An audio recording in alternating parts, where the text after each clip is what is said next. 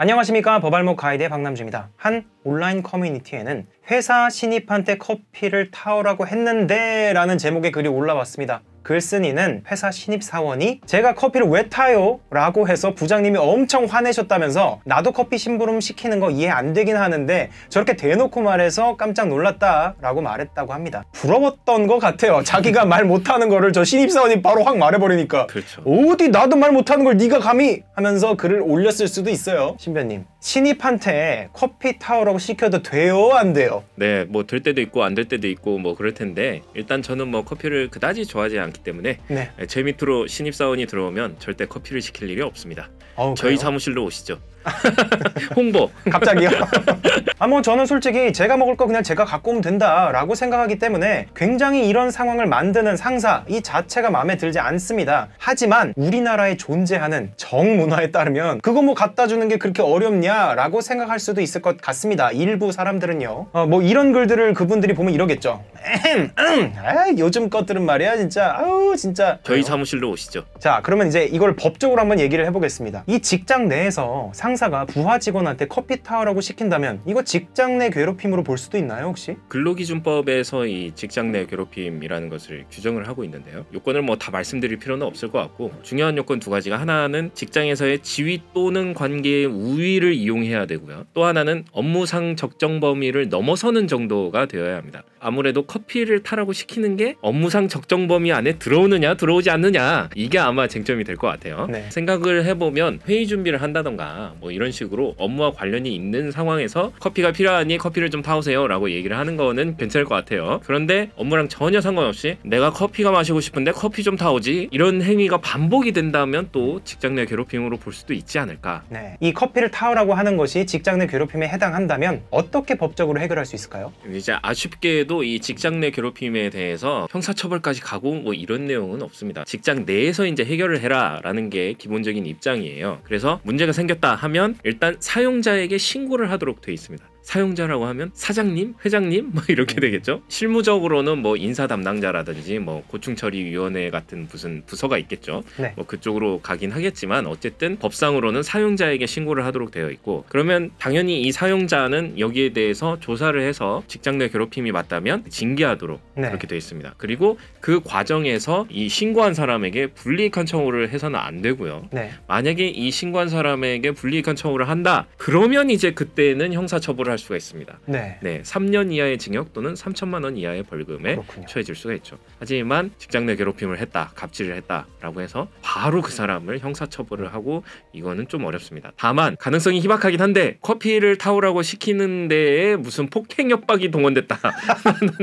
이건 그럴 수 있죠. 막 그쵸. 텀블러 던져, 야 새끼야 커피 타와, 이렇게 할 수도 있죠. 폭행 협박을 동원해서 커피를 안 타도 되는데 타오도록 했다. 그러면 의무 없는 일을 강요한 게 되기 때문에 강요죄가 성립을 할 수가 있겠죠. 그럴 수 있겠네요. 네, 상상력을 좀 발휘를 해봤습니다. 근데 있을 수 있을 것 같아요. 네. 워낙 미친 사람들이 많기 때문에 세상에. 댓글을 보니까 카드 주시면 사장님 스벅 가서 사오겠다, 이렇게 할 수 있다고 하는데 이게 매일 반복되면 이것도 똑같은 문제 아닌가요 진짜? 아마 그렇게 생각을 하시는 것 같아. 스벅까지 갔다 오는 시간은 나의 자유시간.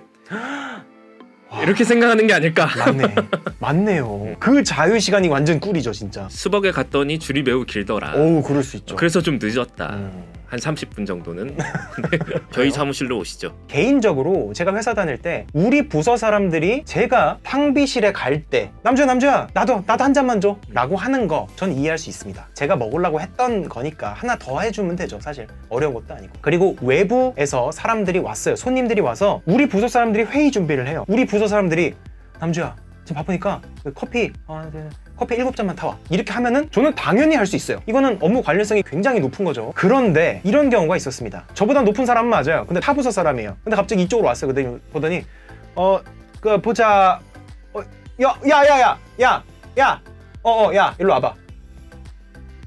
커피 한 2잔만 타줘. 근데 그 사람이 한 가지 간과했던 점이 있습니다. 저는 공군 헌병대 수사계에 있었어요. 그래서 거기서 사무실에 앉아가지고 온갖 범죄를 저지른 군인들에 대한 일들을 했었는데, 제가 1년 8개월 동안 수사계에서 근무를 하면서 커피를 하루에 20-30잔을 탔거든요. 그걸 따지면 10,000잔은 훨씬 넘게 탄 수준입니다. 그래서 저는 이 믹스 커피를 어떻게 타야지 빠르게 맛있게 타는지를 알고 있어요. 어떻게 타면 맛이 없는지도 잘 알고 있죠. 이거는 제가 짜증날 때마다 군대 때 연습을 했던 스킬이에요. 사실 별건 없는데, 제가 하는 대로 한번 따라해보세요. 그 사람은 결국 제 커피를 받아 먹은 후에 살짝 저를 째려보는 듯 하더니 그 다음부터는 절대로 그런 일이 없었습니다. 자, 이제 뜨거운 물로 커피를 탈 때는 뜨거운 물을 조금만 타는 걸 좋아해요. 무조건 이렇게 타주세요. 짜증나면은